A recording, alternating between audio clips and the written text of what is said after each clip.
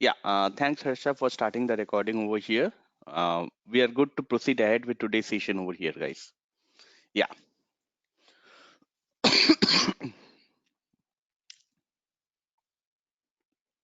yeah, excuse me, guys. Okay, so let us start with today's session, guys. So, first of all, in today's session, we are going to learn what? Basically, we are going to learn the P2P. Yeah, yes, guys, my health is now a little bit okay over there. I think, you can still, uh, you know, feel my voice is a little bit different. Okay, so yeah. Yeah, last week it was a little bit uh what you can say a little bit extra. Okay, extra things which happened, so that is why I was not able to take the session. Yeah, yeah, thanks very much for asking over there, guys. Yeah, so let us proceed ahead with today's session, guys. So first of all, in today's session, basically what we will learn is excuse me, guys, P2P.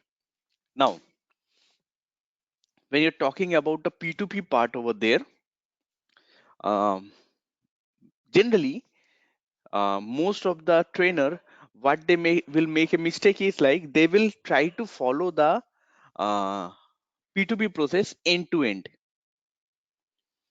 Now what do you mean by end to end over here, guys? End to end means like each and every process is happening in Ariba locally. Now that is good for theoretical sessions, but it is never ever good for your what, for your practical sessions. Why is that so? Because of one simple thing, guys, that integration will always happen. Now, once integration will happen over there, guys, you will see that some of the what? Some of the transactional document is getting created in Ariba. Some of the transactional documents are getting created in ERP. That's why.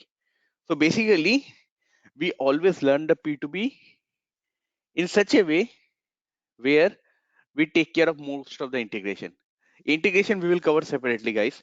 But guys, are you able to hear me? Can you please confirm?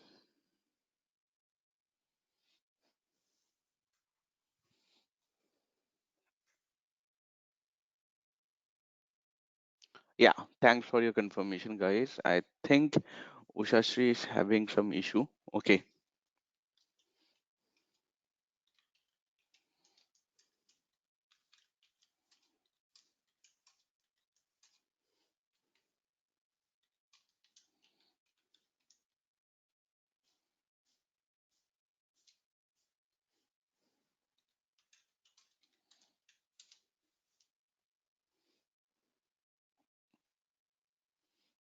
Yeah, yeah. Thanks, Usha. Just try to reconnect once more. I think it will work. Yeah. So are you able to hear me?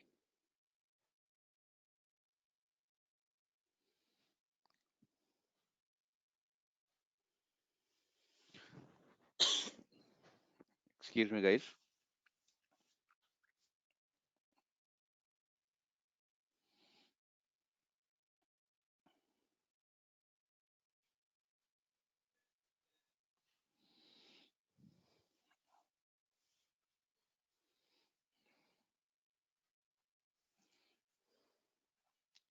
Yeah, yeah. Thanks for the confirmation, guys. Yeah. So the P2P process, we will have a look in today's session. But remember, guys, we are only going to have a look at those particular transactional documents which are which will be getting created in Ariba. That's the first thing. Second thing, then you will say, okay, Manoj, that means you will not show the full process. Why? Because as I said, guys, the rest of the transactional document will always get created in ERP. So we are also going to discuss in today's session a little bit on the integration, and basically we will discuss that why in integration some of the documents are created in Ariba, some of the documents are getting created in ERP. What's the advantages of it? Why not the full process is done in end-to-end Ariba system over there? Okay. So first of all, guys, always remember, if you wants to create a user, you need these two role.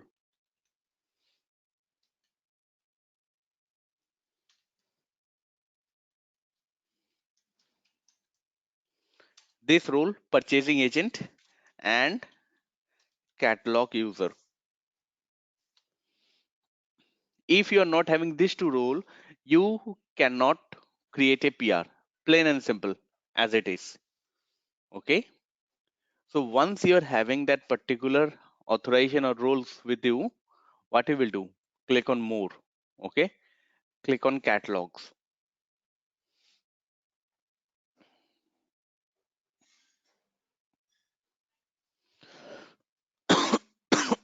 Excuse me, guys.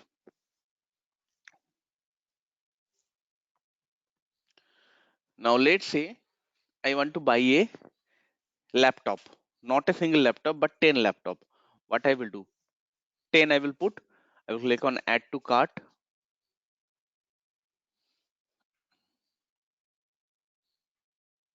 Now see, this option is coming. I will click on proceed to checkout. Now once I click on proceed to checkout, this is basically your PR screen. You can write over here.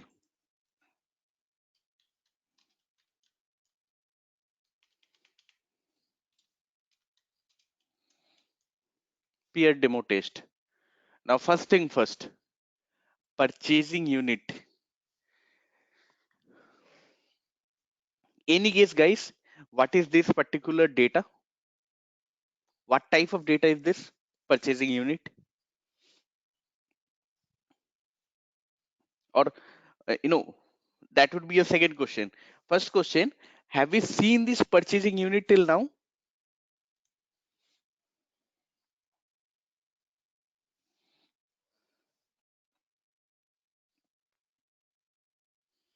The answer is I think one time, guys, one time in the contract compliance,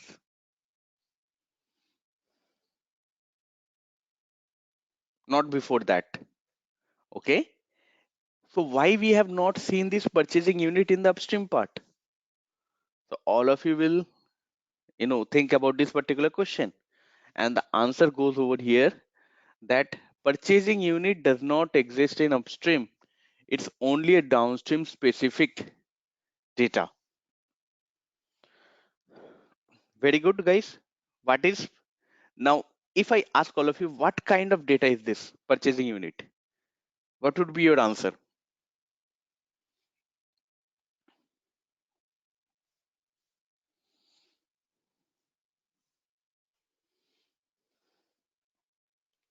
Correct, correct, correct, guys. Master data. That was the answer I was looking for. Yes, very correct.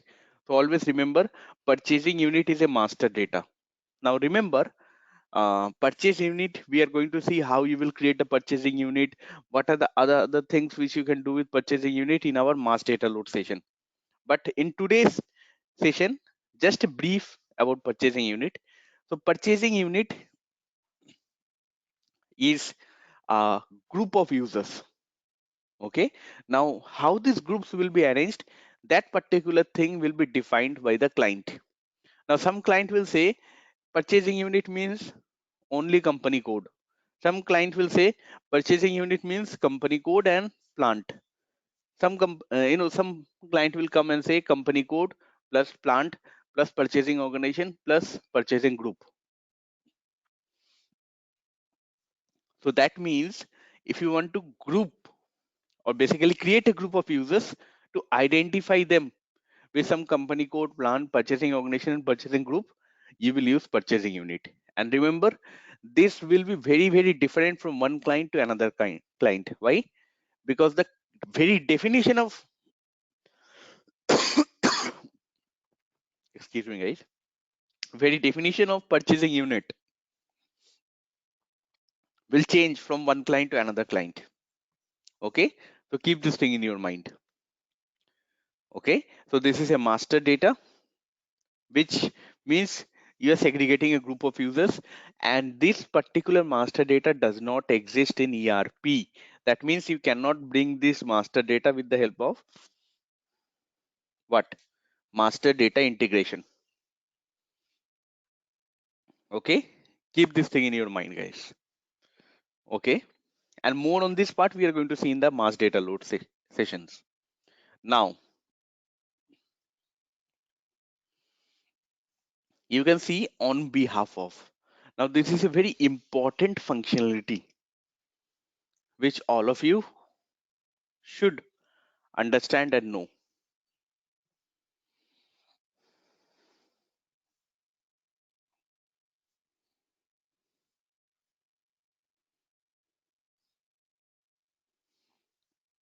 And what's that thing?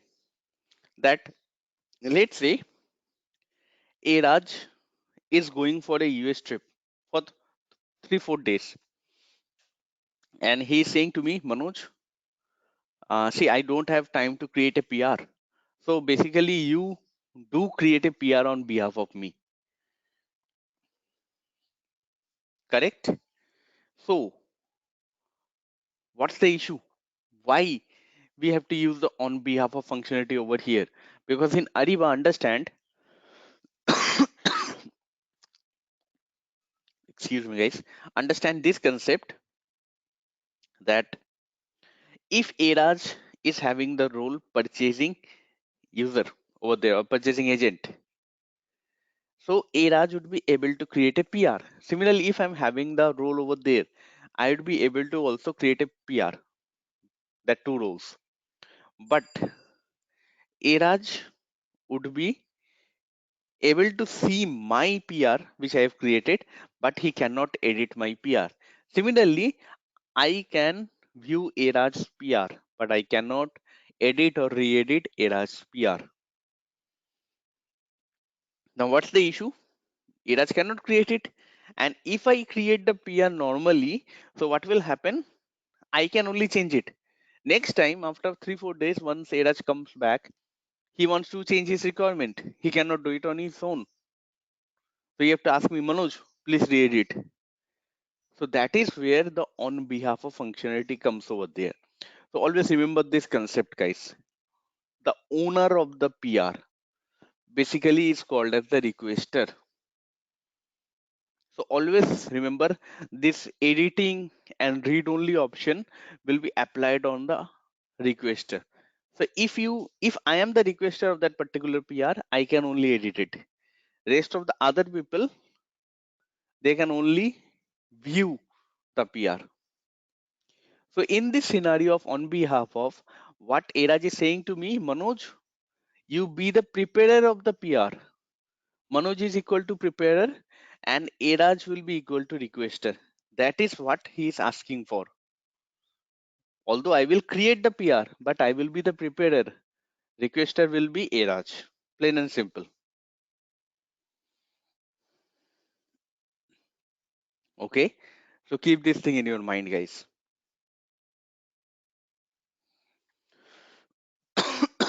Excuse me, guys. Now, on the in the on behalf of, what will happen?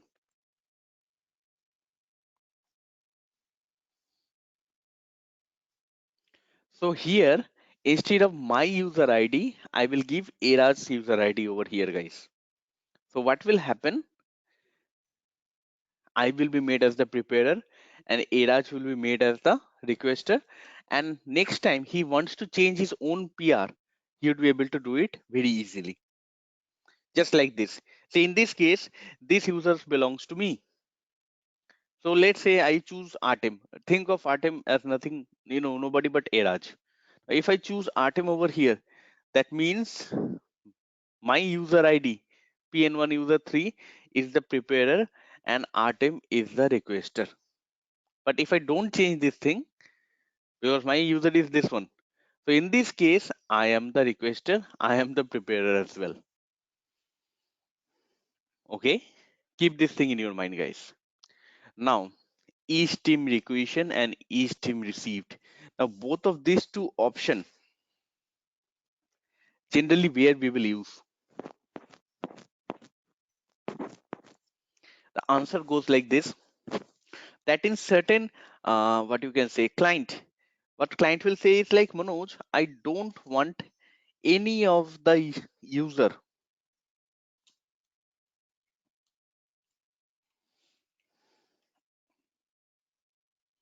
No, guys, on behalf of functionality means, this purchasing organization and all those things or company code.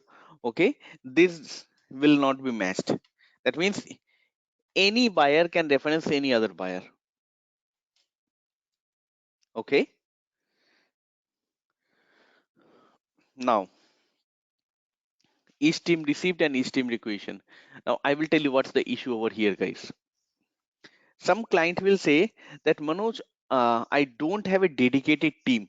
Manoj, I don't have, individual users over there. Basically, I am having a dedicated team. Means what? That means there is a dedicated team present within the client's location who will create the PR and who will do the receiving.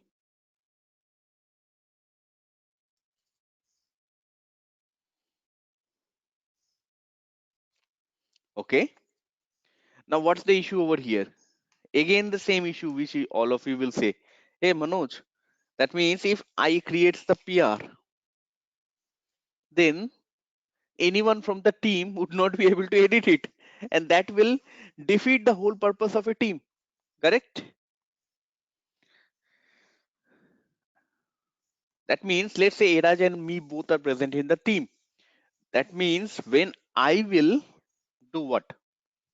Create the PR, Eraj should be able to re-edit it. Or let's say Eraj is creating the PR, I should be able to re-edit it. So this can be done over here, guys. Simply, simply by doing what?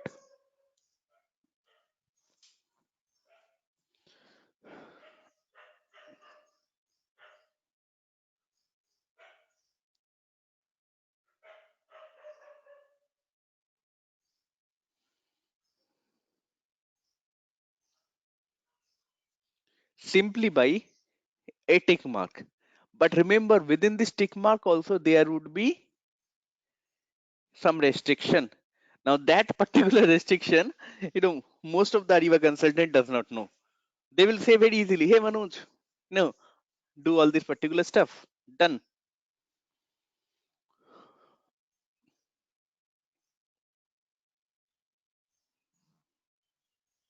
Okay.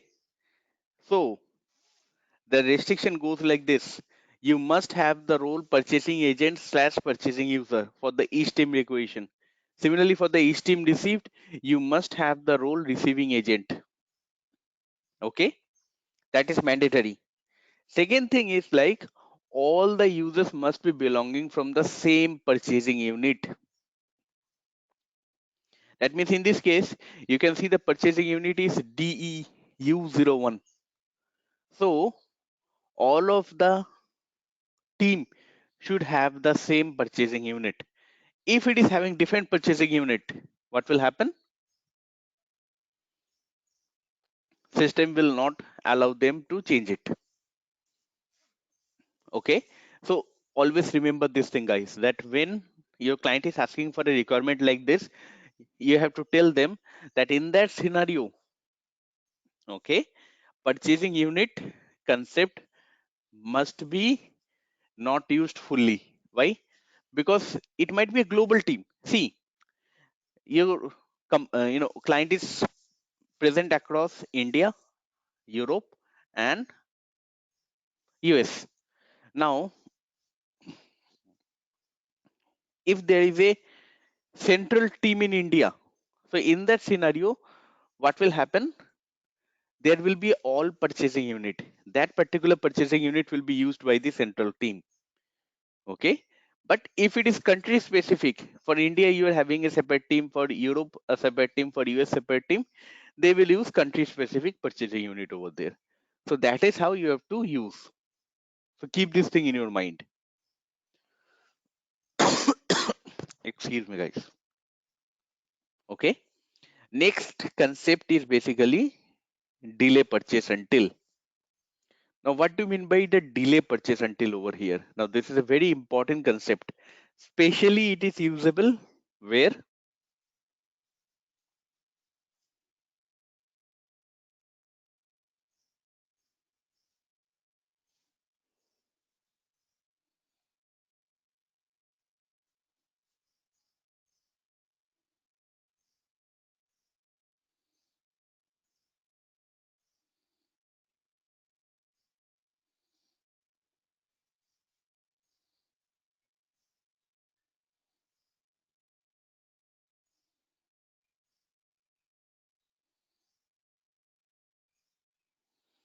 Especially it is used in service-based clients. Why? Because in service-based clients, you will see the procurement which you are doing over here is dependent on your what projects. Because see, service-based client is like IT companies, bank companies. So if you are opening up a new service or basically a new service project, so in that scenario only you will do the procurement. Correct? Now I will give you an example or scenario. Now let's say you have implemented Ariba in Accenture. Now Accenture is getting a Java development project from one of the client. Excuse me, guys. So when will we know that Accenture has won that particular project fully?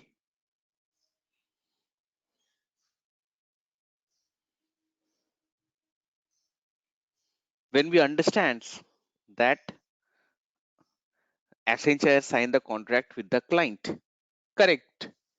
MOU, memorandum of action, understanding, or you can say the contract is signed. Now, once the contract is signed, basically the client is saying, "Hey, I need 40 consultants. 40 consultants should have new laptop, and they should come to my premises after 2 days." Now, that is a very short time. So, what will happen if you try to prepare the PR, publish the PR, do the PR approval, then send this PO to the supplier within 2 days and take the delivery from the supplier within 2 days? It will be a huge task. So what you will do, guys? You will prepare the PR right now. Let's say next Monday you will come to know whether the contract is signed or not. Now, right now, if you prepare the PR, let's say tomorrow approval has been done. What will happen? Tomorrow PO will get created and it will be sent to the supplier. Now, let us suppose on Monday, due to some issue, client is not signing the contract. What will happen? It's a wasteful expenditure. So what to do? So Ariba came up with an innovative solution: delay purchase until. So here, what he will do is like he will click on this particular option, okay, and he will select 20 Jan 2020. What will happen over here? So you will create the PR, submit the PR, okay, and PR approval will be done. But once the PR approval is done, PO will not get created.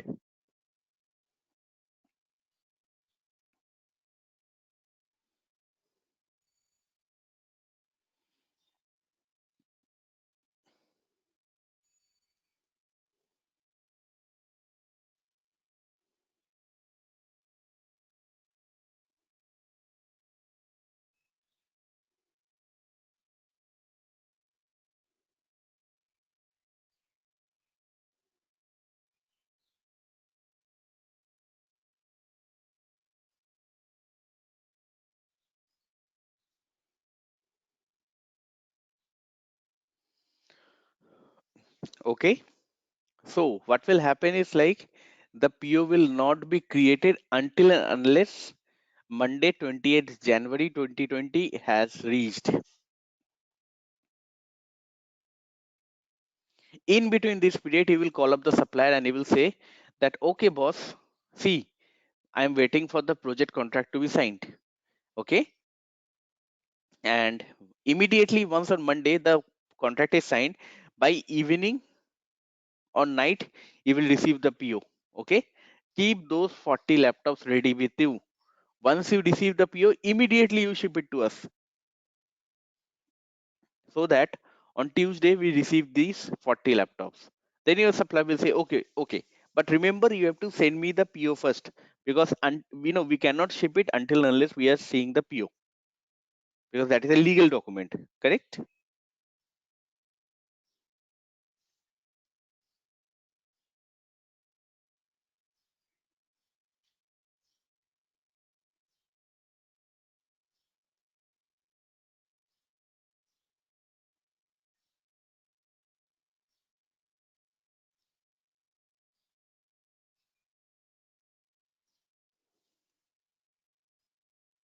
Now,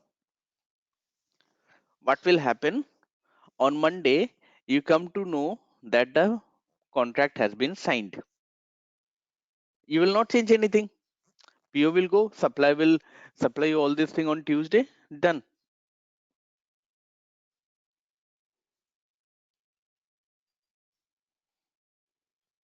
But let's say your client is not signing the contract with you, then what you will do? You will directly come over here. Since PO has not been created, okay, you will delete this PR, or you can further extend the date. Delay purchase until, you know, let's say you will also delay it by 2 weeks, and then you will let the supplier know that, hey, we are not signing the contract with the client, so you have to wait. So that is why delay purchase until is a very important concept. Remember, everything will happen over here very easily, but the PO will not get created over there until the delay purchase until date has arrived.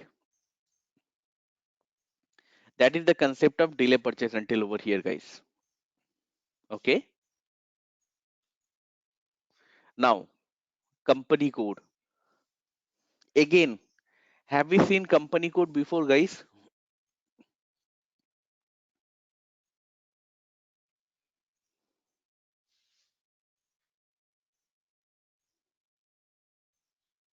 Correct. But have we seen automatic company code coming over there?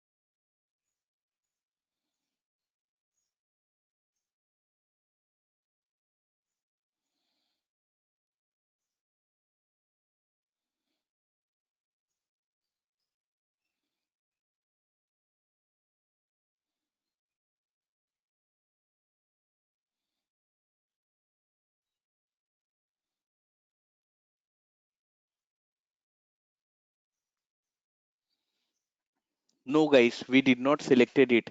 This is coming from the user attribute. That means whenever you will create a buyer, okay, automatically this particular data will come over here.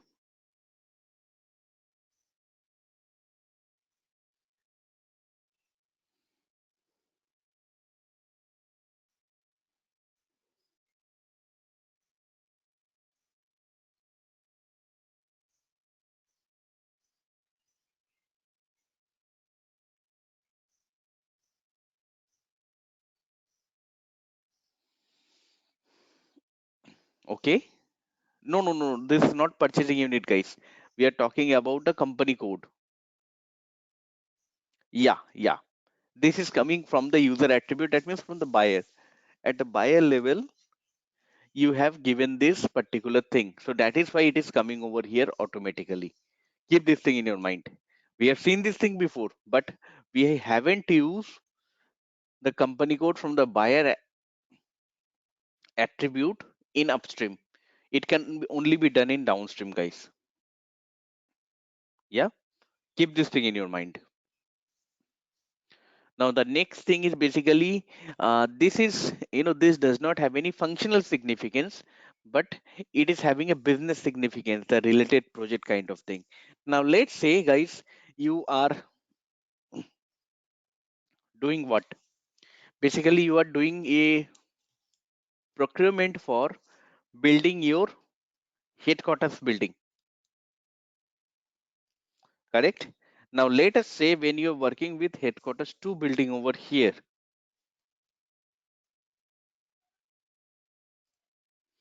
okay? So in this headquarters 2 building, do you think can we create all this particular requirement by just having a look at what? One PR, or do we need multiple PRs for this thing, guys? What do you think?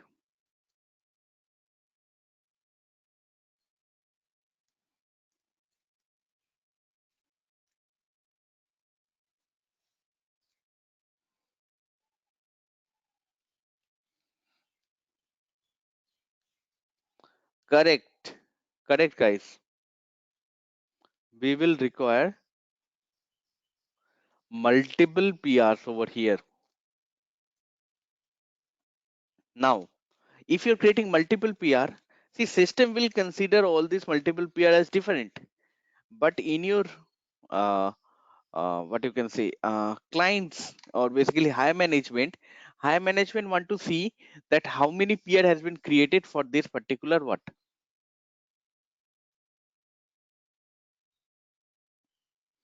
for this particular project.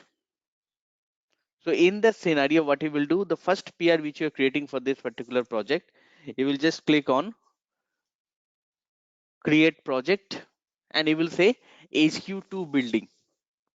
The next PR which you're going to create for this HQ2 building, basically you're not going to click on create project, you're going to click on add to project.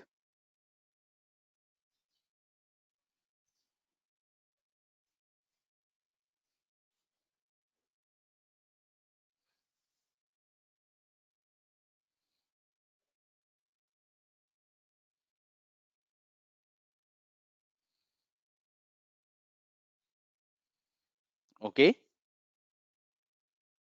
and when you will click on add to project over there, guys, what will happen? You will just select the HQ2 building. That means, let's say 5 PR you have created. The first PR you will just click on HQ2 building. Second, third, fourth, fifth PR, you will just select the HQ2 building. So what will happen? All of this PR will be shown under the HQ2 building project. So that is why I said there is no functional implication over here. This is having business implication over here.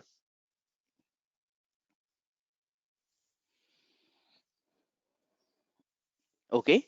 Now there is another thing, deliver to.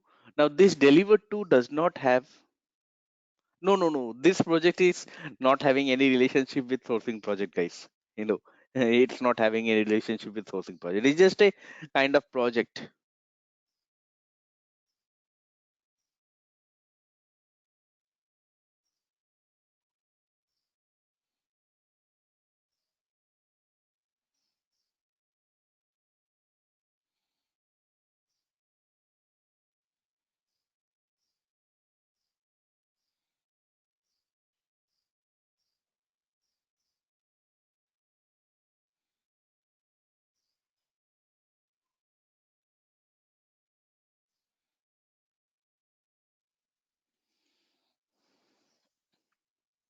No, guys. As I'm saying, this is not a sourcing project kind of thing, or no WBS project and all those kind of thing, or neither this is a project from the PP or some that particular module. This is just to link some multiple PRs, showing that this multiple PRs is created for the common requirement. That's that's the concept of project over here. It's not sourcing project, or it's not any of other what you can say financial related terms. Okay, now delivered to. Now once again, delivered to basically is, yes, it is a mandatory parameter. You can type in whatever you want over here, but actually, you know, this is a field to show to the supplier that boss, in where you are going to send. See, ultimately supplier is going to get a detail that is called a ship to address, that will contain the full exact address where the order, that means basically the goods or services has to be what, goods and services has to be sent over there. But delivered to is basically a kind of uh, identification, whether it's a headquarter, whether it's a registered office, or whether it's a depot over there. Okay, that's the meaning of it. You can write whatever you want. Now if you want to write registered office like this, you can write, no issues in this part. It's a way of identification, that's it. Now, need by date over here. So first of all, need by date, I think this is a, optional field. First of all, second of all, it is just showing to the supplier that boss, I need all these particular goods and services by this date. Okay, nothing else. Guys, the purpose field is a custom field which we have created over here. Okay, this is a custom field which we have created over here. Okay, nothing else. This is not a standard field. Now, some of you were asking that, Manoj, how we come know? Just a moment.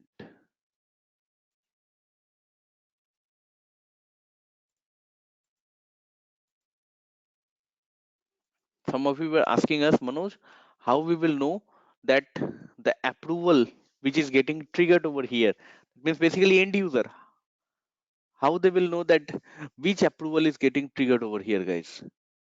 So the answer is over here. Just expand this particular approval flow over here, and you will able to see that what is your approval workflow which is getting triggered over here.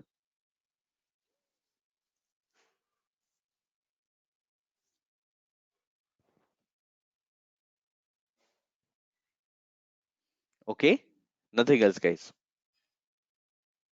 So keep this thing in your mind. Now, I also tell, yeah, definitely, guys. This user will get notification, but once we publish the PR, then not before that.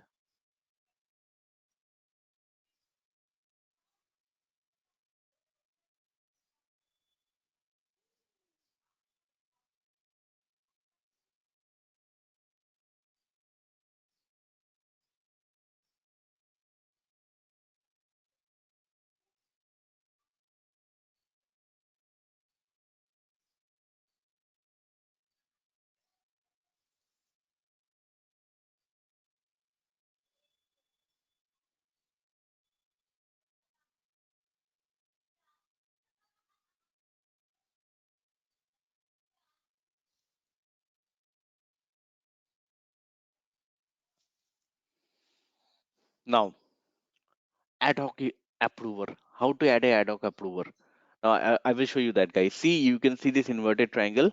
Click on this one. Click on serial approver. Okay, and here I will say I will take my user. Okay, and remember, only select approver. Please don't select watcher. Why? Because if you select watcher, what will happen? This guy will become a watcher. This guy can basically see the approval workflow, but they cannot approve it. And here I will say ad hoc approver. Click on OK. Now once I click on OK, now you can see your ad hoc approver has been added over here. And basically, see, you can delete this thing, but you cannot delete this to approver, which is coming from your downstream approval workflow configuration. Another thing, guys, which you can see is basically you can see the laptop, 10 quantity, price. One more important difference, guys. All of you who has worked with ERP before, correct? All of you will know that taxes will be getting calculated at the PO level. But here at the PL level only, guys, the tax is getting calculated. That's the first thing. Second thing,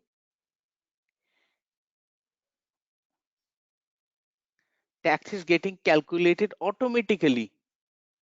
Now we are going to take a break over here, guys. Within this break, I urge all of you that please, please think of, you know, like how these taxes were calculated automatically in ERP or locally in Ariba.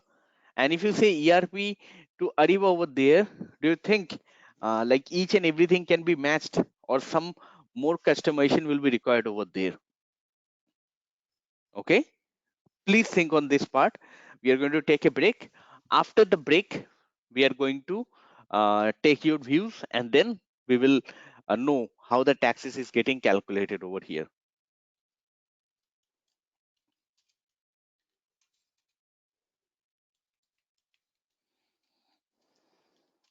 Yeah, let's take a break, guys.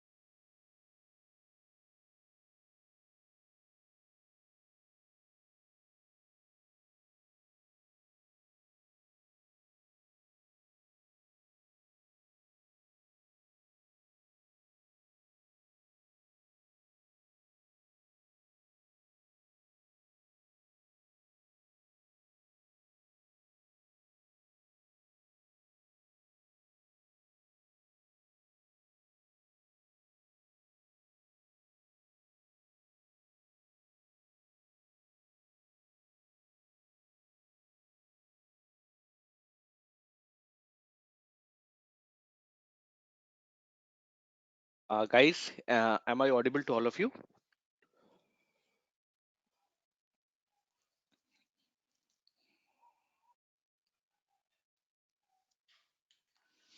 Yeah, thanks for your confirmation, guys. So, any guess, guys, how this tax got calculated over here?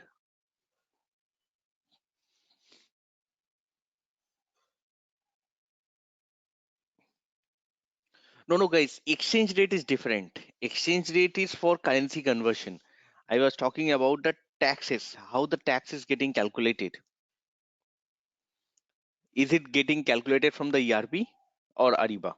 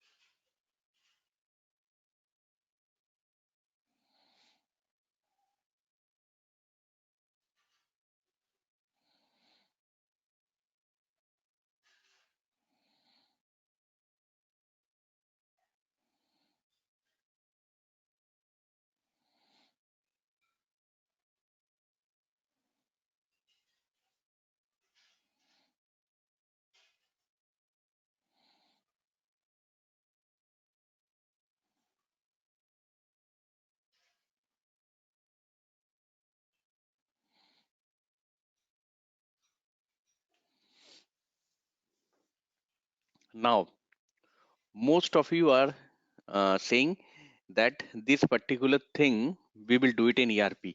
Now, it is partially correct, guys. Partially correct. Why? Because you will see that the tax code, tax rate, and all of this particular thing will get calculated from where? It will get calculated from the, or basically this will get transferred from the ERP. Yes, this is correct. This is correct, guys. But, but when you will go for the tax calculation, see, tax rate, tax code, tax percentage, all of these things, it's very good, it is coming from ERP. But you have to do the tax calculation based on what? The shift to country, shift from country.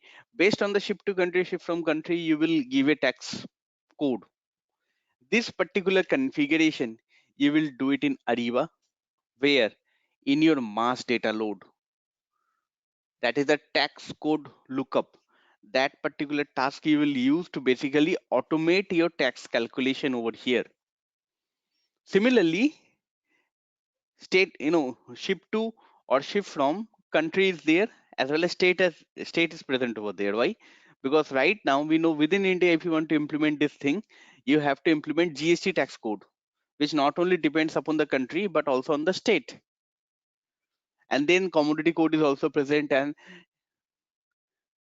two tax code will be added up over there.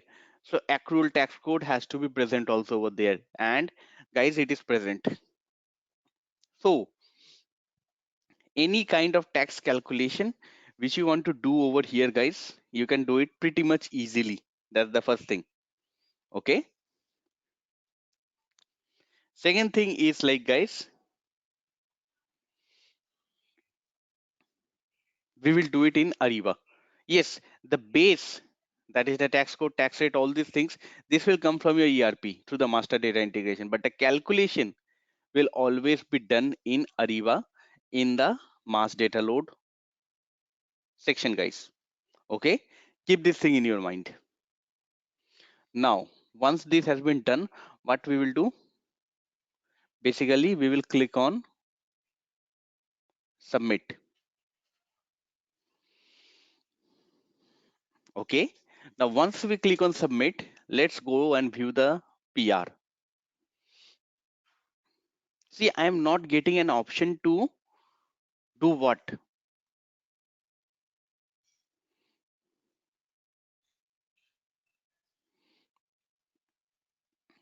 Do the approval, because see, the status of the PR is showing as submitted. Why is that so? Because in upstream, whenever we wanted to do the approval, we did the approval where?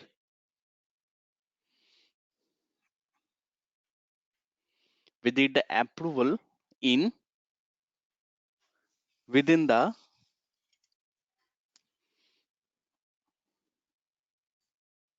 where?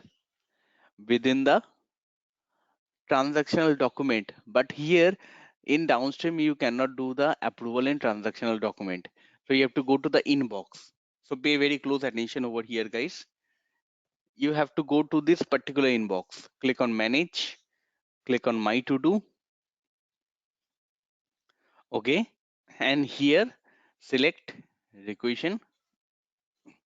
You will see your own PR. Click on this one. So this is the view which will be seen by whom?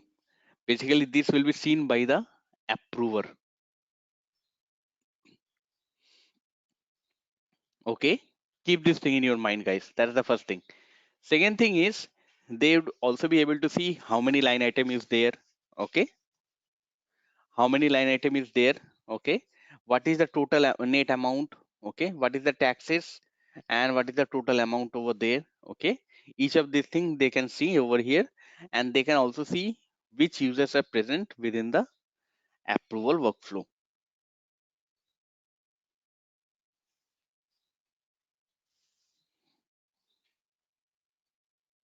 Okay. You can see PN1 user 3 is present. Then this guy is present over there. Then what this guy will do? He will approve. Approved. Now let us go to our PR once again.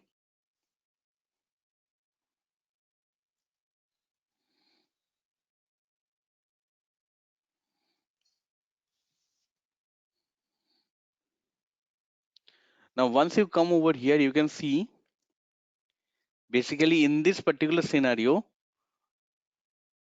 the first level of approver has approved it. Basically the first level of approver over here means what, guys? Simple thing. It means this is an ad hoc approver which we have added, right?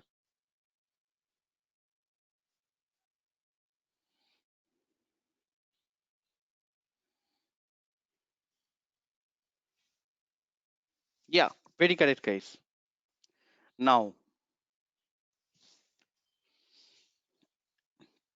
you will see the next two approver which was coming from your approval workflow. It is having a cross mark. It is having a cross mark. Why is that so, guys?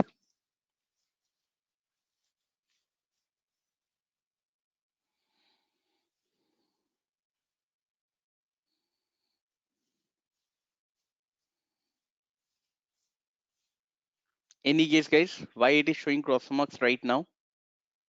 Why it was earlier when we have not submitted the PR, it was not showing us the cross mark? Correct. So before submitting the PR, basically you cannot delete the approver which is coming from your approval workflow. That's the first thing. Correct. But once you have triggered the approval workflow, see, ad hoc approval has came. Okay, ad hoc approval has approved. So one level of approval has been done. Then basically, if you want, you can remove the approver. But remember, guys, this option is not given to whom? To every purchaser, or basically you can say every buyer. Why is that so, guys?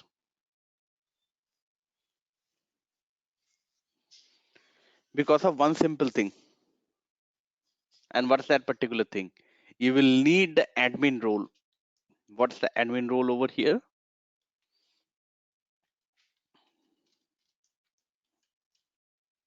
Purchasing manager. So until unless you are having this admin role, purchasing manager, you cannot remove any normal approver which is coming from where? Which is coming from your approval workflow. but you don't need the purchasing manager role to basically remove the ad hoc approver. Why? Because you have added it, you can remove it anytime. Okay, so what I will show is like, I will show you, all of you, that what will happen if I remove the approver.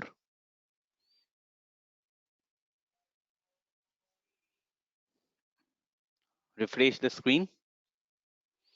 Okay, click on this particular PR. Now you can see the status as approved. Go to the order state. Now you can see ordering is coming, and go to the PO. Now it will say ordered. Now what's the difference between ordering and ordered status? Ordering means the PO has been created successfully, correct? And ordered over here means basically that PO has been sent to the supplier account in Arima network successfully. That's the concept over here, guys. Okay.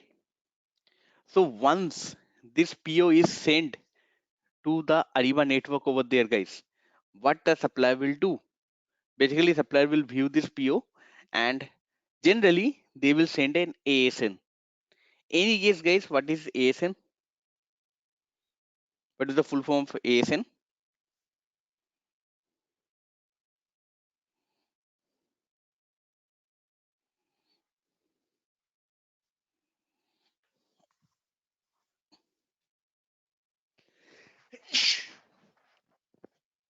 Excuse me, guys. Yeah, correct. Correct. Advanced shipping notification. Now, take a guess over here, guys. Is ASN mandatory?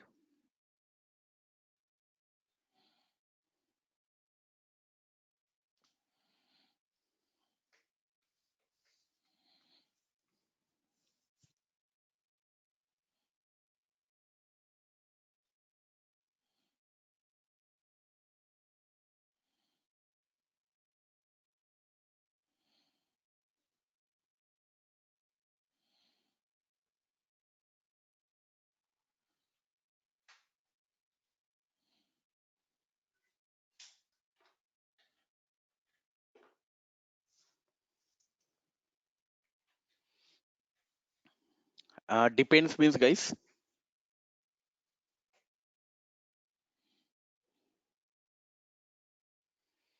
Always remember one thing, guys. That ASN in standard SAP Ariba, it is always optional.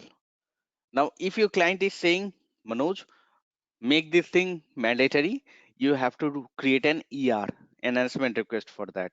Otherwise, it will not work.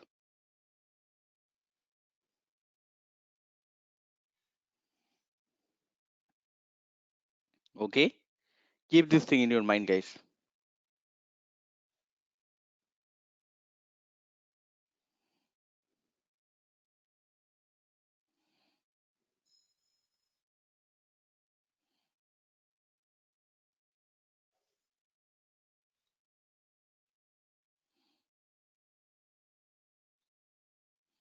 Okay, now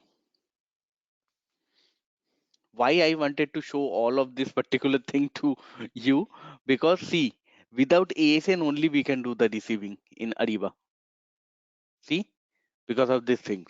Yes, I will be coming to the receiving section, but before coming to the receiving section, let's talk about the statuses which you are going to see. So first, when you are creating the P2P statuses, what will happen? For PR I am talking about, and I am only going to talk about the statuses which you are going to see in Ariba. I'm not going to talk about the statuses which will happen uh, in your ERP. So the first status is draft. Draft is means when the PR you are just creating. Once you have created it, what will happen? It will show the status as submitted. Okay, submitted means in approval. Once it is approved, it will show the status as approved. Once approval has been done completely, what next to do? ordering. That means PO has been created, but it has not been replicated to Ariba network account. Next is ordered. Ordered means PO has been what? PO has been sent to the supplier.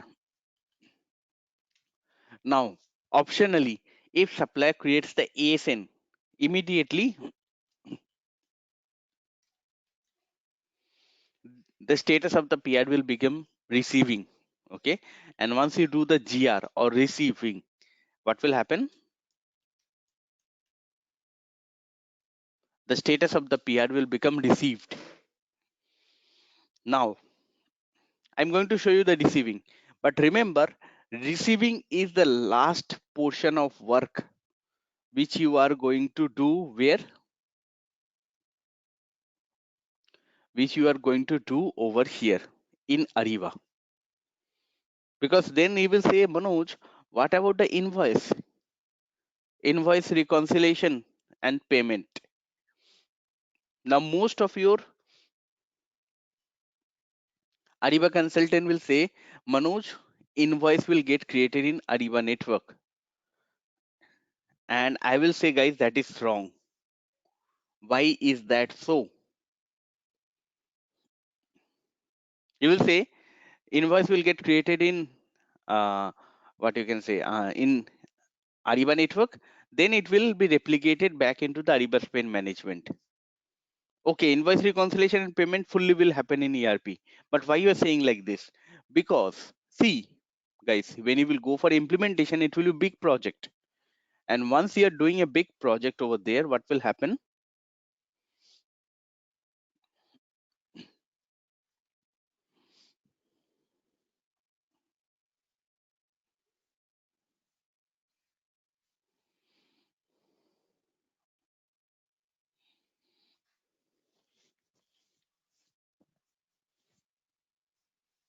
Pretty simple thing. Pretty simple thing.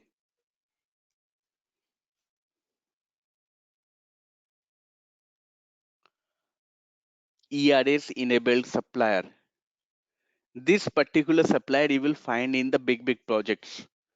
Any of you guys know what is ERS or what is the full form of ERS, guys?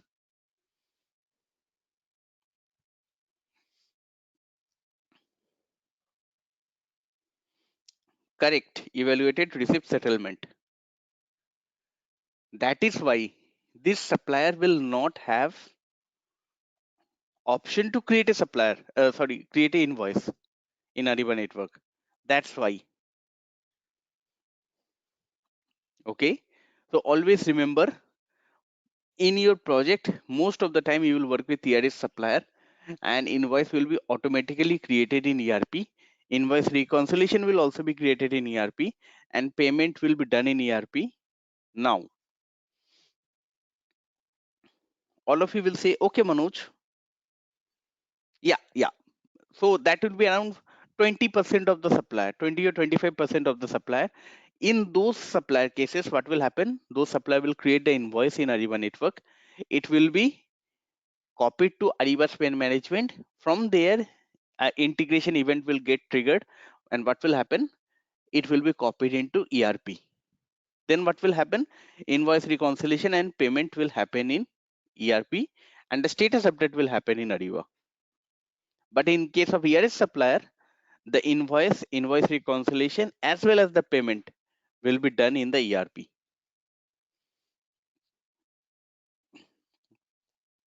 Okay. Now, okay, very good. Now, first of all, why payment is not done in Ariba? See, Ariba Pay is over here, guys. You will ask that Manoj, why Ariba Pay no client use? Why they do the payment in ERP? Because in that scenario, you will see in Ariba Pay, Ariba will only do what? They will only do the payment to the supplier. Is that enough, guys? Or something else is missing over here?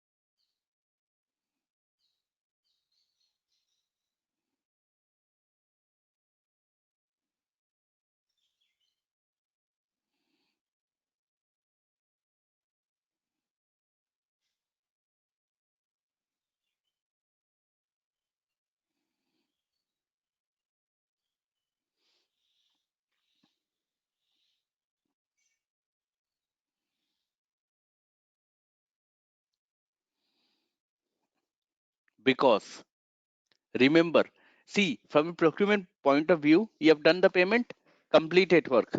No, but from the whole client side, client will say, boss, the payment once it has been done, it has to be, it has to be posted in FI, correct? If it is not posted in the FI, what will happen? They cannot close the accounts during during the financial year end. So this particular thing, if you ask Ariba why this option is not there, Ariba will say, see, FI posting is a part of your FI module. And Ariba is a procurement solution. It's not an ERP solution where you will also have the procurement as well as the FI. That is why none of the client uses Ariba Pay. Because if they use Ariba Pay, the payment will be done from the supplier over here. Then what will happen? They have to manually do the posting in ERP. Very good. Now, why invoice reconciliation is done in Ariba? In ERP. So that is also an intriguing question because see, if you look at the functionalities, almost same functionality, almost same, and 99% functionality is same between Ariba and ERP over there. Then why client wants to avoid doing invoice reconciliation in Ariba? Because of a few factors. First of all, they are already having an invoice reconciliation which is stable, which is working in ERP. Second of all, guys, in ERP, they will customize it like anything. The whole formula, the whole validation, the client will customize it. Now in Ariba, if they want to do the same thing, what will happen? They will need to create ER. And remember, this logic will change every quarter, sometimes bi-yearly. That means twice in a year. So every time they want to change anything, they have to pay to Ariba.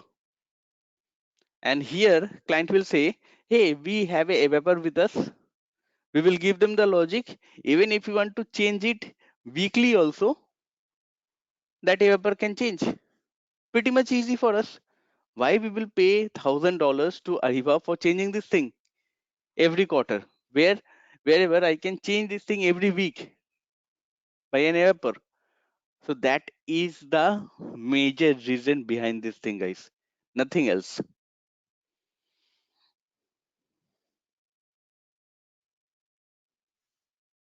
Okay. Keep this thing in your mind, guys. This is the most important thing. Okay. Now let us see how the receiving will be done in Ariba over here. See, basically you can see the first is the accepted button, accepted field, and then rejected field is there. That means, see, normally you can do a full receiving. You also can do a partial receiving. Very good. But why rejected is there? Rejected is there to say that, let's say supplier has sent you a product and you found out that 10 product has been sent by the supplier, 10 laptop, and out of that 8 laptop is working fine, 2 laptop is not working. What he will do? He will say 8 accepted, 2 rejected. Why is that so? Because if you don't do it and if you say only 8 accepted over there, these two things, what is happening, this will not be traced back in your whole project. And when once again the supplier will supply you those 2 laptops, so in total system will show 12 quantities. So that is why rejected field is coming over here, first of all. Second of all, close order field is also coming over here. You can see. So guys, can any of you take a guess what do you mean by close order?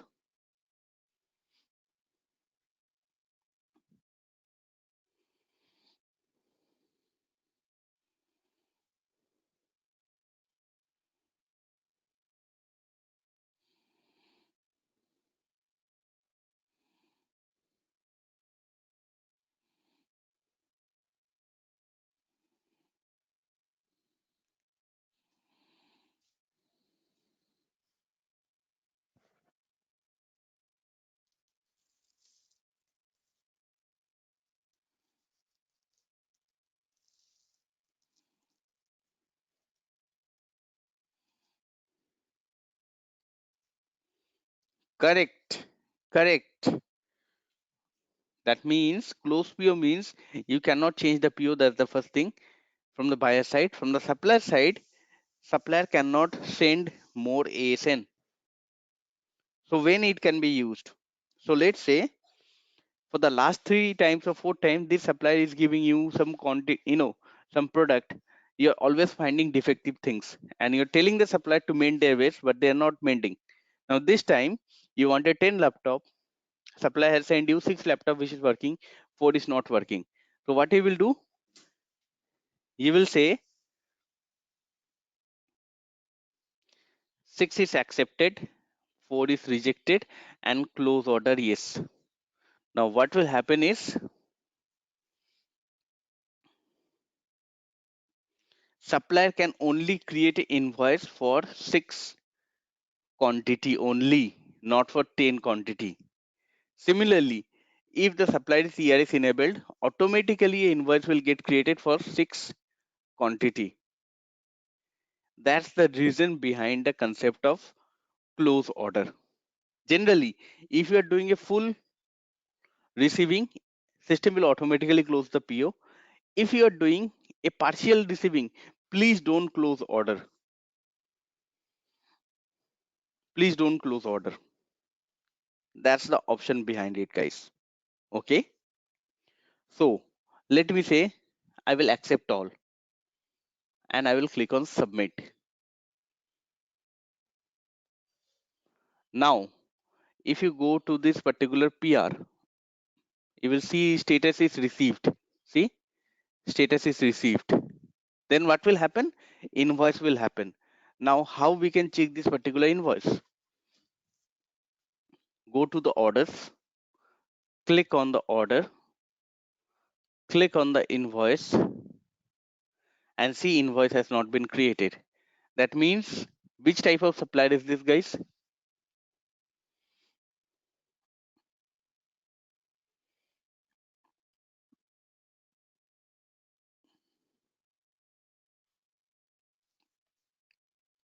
Correct.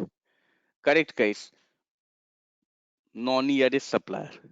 Why? Because if it would have been an ERS supplier, an invoice would have been created automatically over here in the Ariba buyer. Okay? Keep this thing in your mind.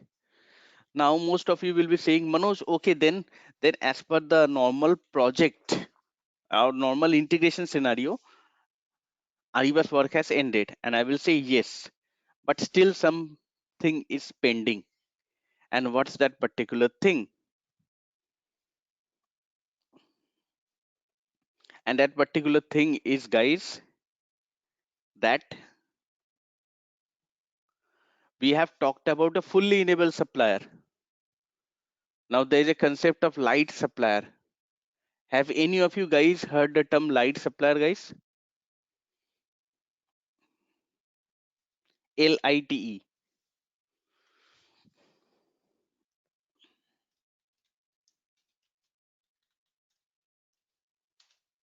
Have you heard this term before, guys?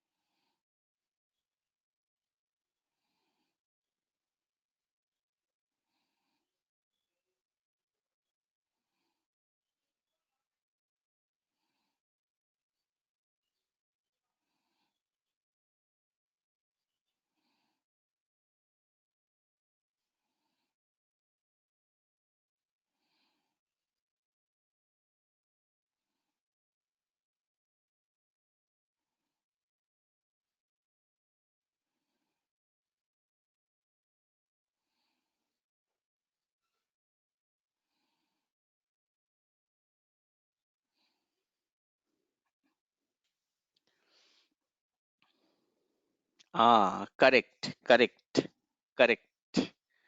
So it's basically a kind of, less functional, less functionality from the normal supplier. Yes, it does exist over there. Okay. Yes, and it is correct that we purchase very less from them. Okay, this kind of things will be there. So just give me a moment. Just give me a moment over here, guys. I think somebody has came. Just give me a moment.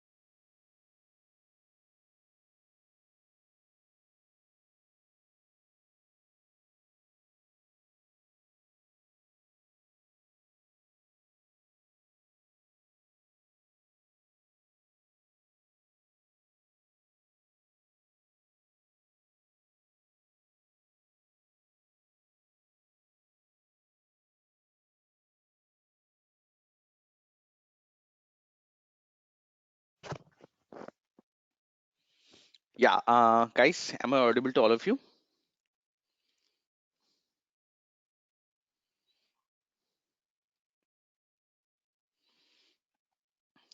Yeah, yeah. Thanks, guys, for the confirmation. Actually, somebody came to our home. I was attending to him. Yeah, yeah, no issues. Uh, yeah. So basically, light supplier, you have to understand a few basic points about light supplier. Then only you will understand the process. So first of all, light supplier, who can be called a light supplier? Now this particular light supplier will not have any account in Ariba network. That means what? That means no ANID.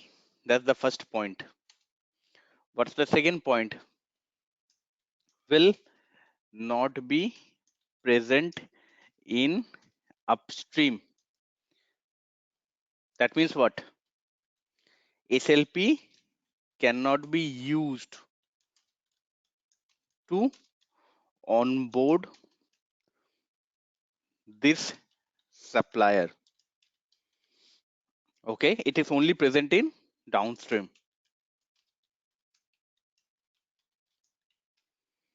Okay, next thing, guys.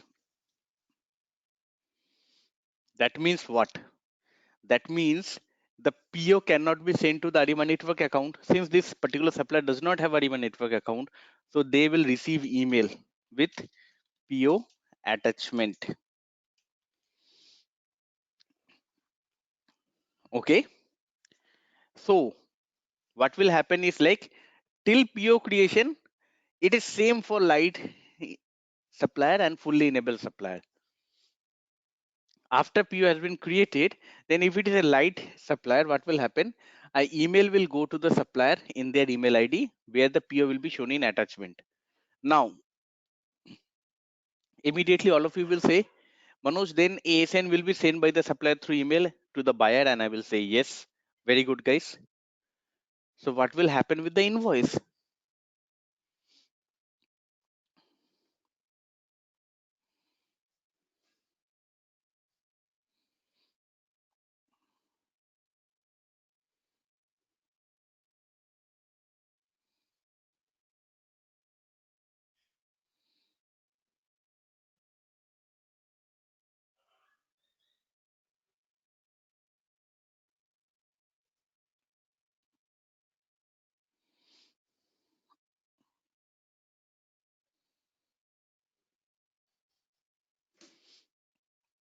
The answer is pretty simple. Invoice will be sent by the supplier to the buyer through email. Now here, what will be said by most of the trainer and most of the Ariba consultant is buyer will have a look at the invoice and they will create the invoice manually in Ariba. No guys, you cannot do it. Why? Any wrong thing happens, immediately the client or buying organization will be dragged to the court like anything. So that is why here another service is used, that is called as ICS. Basically, it stands for Invoice Conversion Services. So here what will happen, once the client send a scanned copy of the invoice, they will just upload this scanned copy of ICS over here. Then what will happen?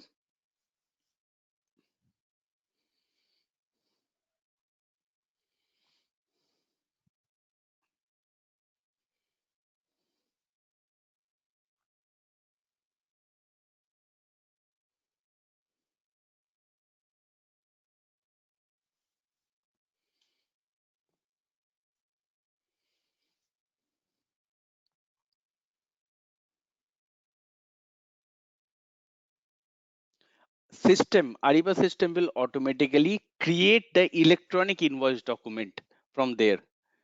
Now the supplier cannot say anything wrong because they will say, see, we are using ICS over there. That means possibly you have given us a wrong invoice. That particular thing can be proved with the email.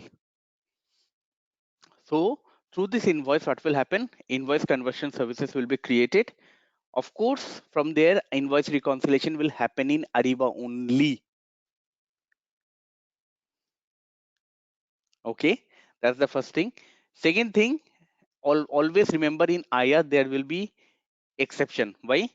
Because ASN and all those GR which is being done, it will not be done properly. So it will have some exception. That exception has to be resolved manually by the invoice manager, and then the payment will happen. So that is how what you can say, light enable P2P supplier process are done. That's the first thing. Okay, keep this thing in your mind. Now, some of you will say, Manoj, why ICS supplier, or basically why light supplier is existing? So I will say to you guys that remember, whenever a supplier is doing a business with any of these clients, Ariba will charge them 1% of their total invoice fee each year, subject to a cap of maximum 10,000 USD. So once this particular thing has been done, what will happen? So very small supplier, let's say who are doing business of 20,000, 30,000, 50,000 USD, they will say, why I will pay 500 USD?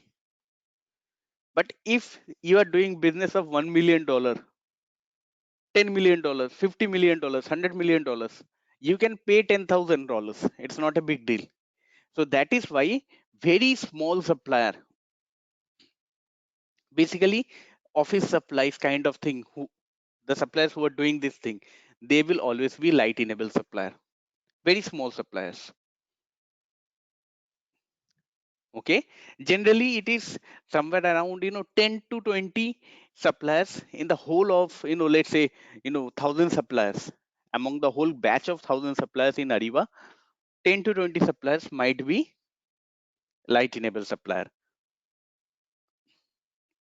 Okay, but Ariba is now proposing that they will remove this ICS, as well as they will also bring a lower limit cap, that if any supplier is doing a business of 100,000 USD, till that particular amount, they will not charge anything. Why? Because there, lot of, Ariba is receiving a lot of complaint from the suppliers saying that, you are not giving us option. You're taking us money from us. We are not earning very much, but you're still wanting money from us. So that is why we are not registering in Ariba network. So might be in future, 1 year or 1.5 year, this light enable supplier concept will go down, but it is very rarely used, guys. But all of you should know the process, because next time somebody comes and asks you, you know you should not be like dumbstruck. What is light supplier? What is the process? you know how the process will implement it. This is the thing. And some of you are asking about the returns policy. Now basically, yes guys, return also you can do, but remember, in Ariba you can do the return with the help of receiving manager. That means, let's say I have said I have received all. Okay, I have received everything over there.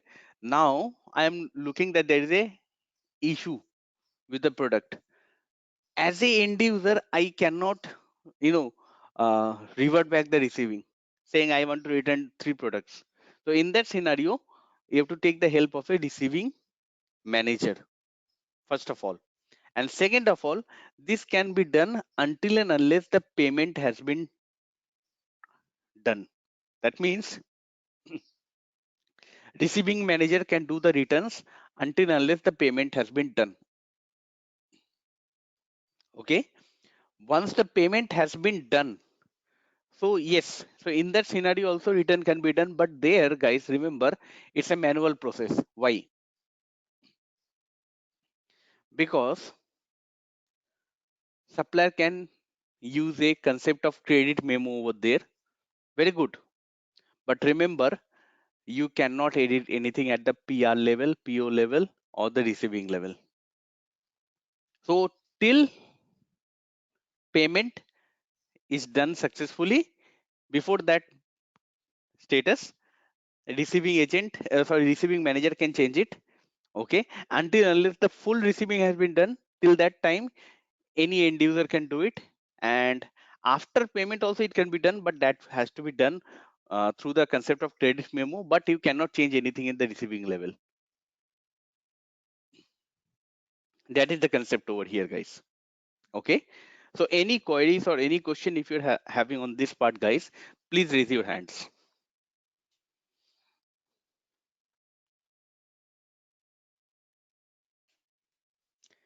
Yeah, Vinay, you're having any query? Please go ahead. Hey, hi Manoj. Yes, my first query was you were talking about the light supplier. So, light supplier doesn't have a Ariba network ID. What's the difference between a light supplier and a one-time supplier? Because I remember you once said that one-time suppliers are created in the uh, uh, I forgot. Yeah, something in the downstream. Yeah, one-time supplier. Somebody they are No, not no, no, created no. in the. That is not one-time supplier. Basically, uh, I told about the one-time procurement process over there. Okay, so Okay. remember, it's a one-time procurement process, but there is no concept of one-time supplier over here.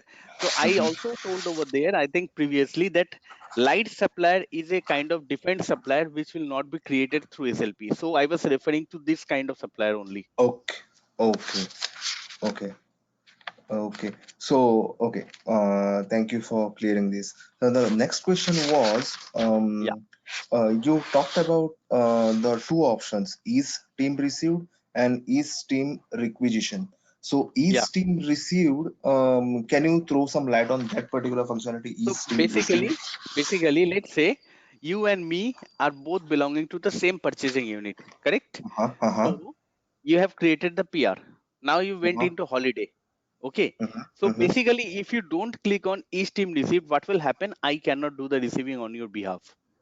But if you click on each team received over there, you have created the PR. But if you went into the holiday over there or vacation, Uh-huh. I can also do the receiving, provided we are in the same purchasing unit. Provided we are at the same purchasing unit. Okay. Exactly. And what should be the role for doing the receiving then? Receiving agent. Receiving agent. And if that is not clicked, and even if we are in the same purchasing unit, Hmm. and I go on holiday, I you cannot do the receiving if that is not Exactly. clicked. Exactly. So both of the two option has to be present. Receiving agent role must be present for you and me as well Uh-huh. as you and me should be belonging from the same purchasing unit. Then only we can do it. Okay. Okay. Okay. Um, uh, yeah, those are only my two questions. Yeah. Thank you. Yeah, Yeah. last question. Yeah. How do so light suppliers do not have account in Ariba network? So now how the system can Yeah. do we have a separate configuration that No, no, no, no. You don't need a configuration. What you need to do is like, see, you just need to create a downstream supply manually. Okay. So once you okay. create a downstream supply manually, okay, Mm-hmm. so what will happen? A mail will go to the supplier, and supplier Okay. will not create their account in Ariba network. So in that scenario, what will happen is like, Ariba knows that there is no ANID, so it will immediately see that it is appearing in downstream only. First of all, second of all, Uh-huh. it is not having ANID, so this is a light enable supply. It will immediately know it. Okay.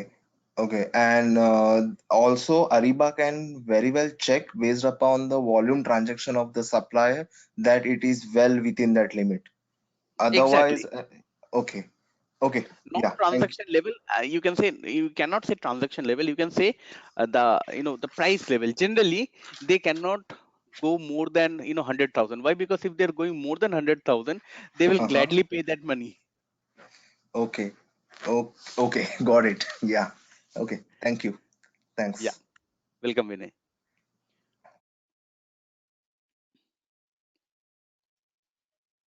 So, guys, this is the P2P process over here, guys. And tomorrow, basically, we will be having a look at the guided buying over there. Okay. So, guided buying is also important. But remember, guided buying is a separate thing altogether. Okay. But before that, Anirudh, you are having any query?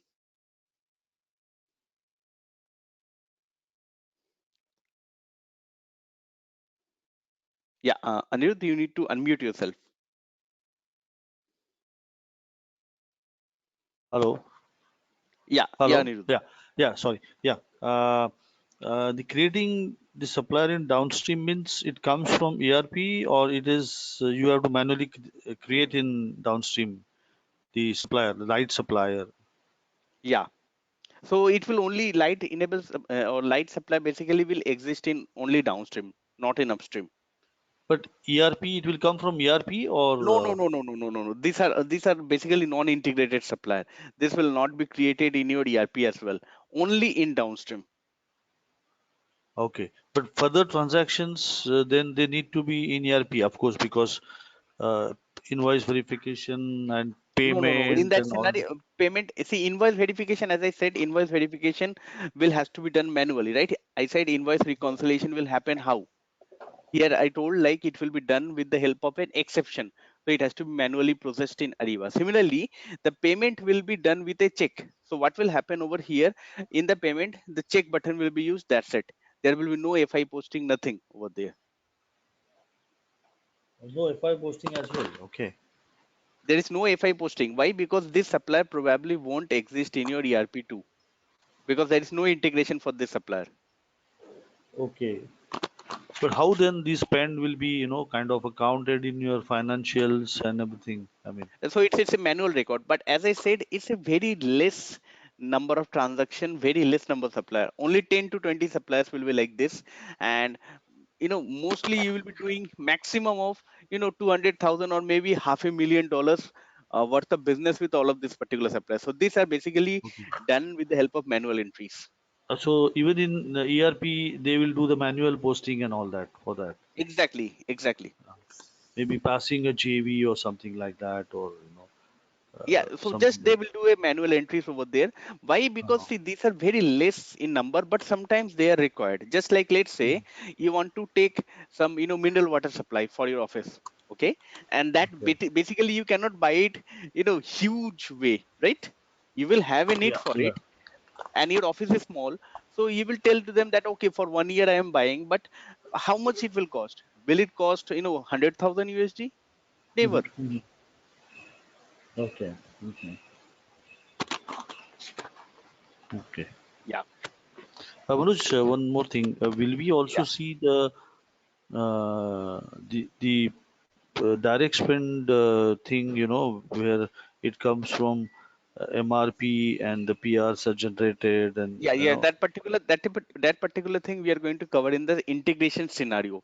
Direct okay, direct integration scenario, indirect integration scenario, all this okay, kind of thing we are going to cover in our scenario sessions. okay, okay, okay. Thank you, Manoj. Yeah.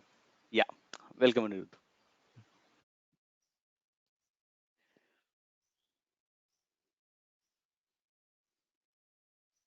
No, Usha, see, remember, supplier, basically these are non-integrated supplier, and you have not created this supplier through SLP. That means it is not present in upstream. In downstream, you will manually create this particular supplier. Okay, in downstream only. You will not use SLP. That's the first thing.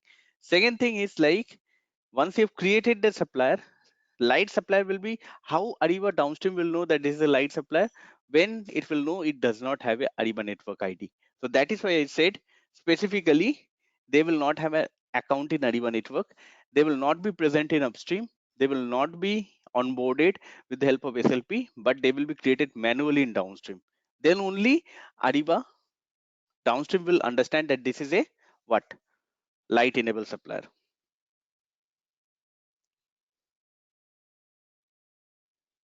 Okay, keep this thing in your mind. Yeah, everything, see, everything regarding this light supplier you have to do it in Ariba. Okay, and most of the things are basically manual things apart from the invoice creation, which is done with the help of invoice conversion services. Everything will be done in SAP Ariba manually.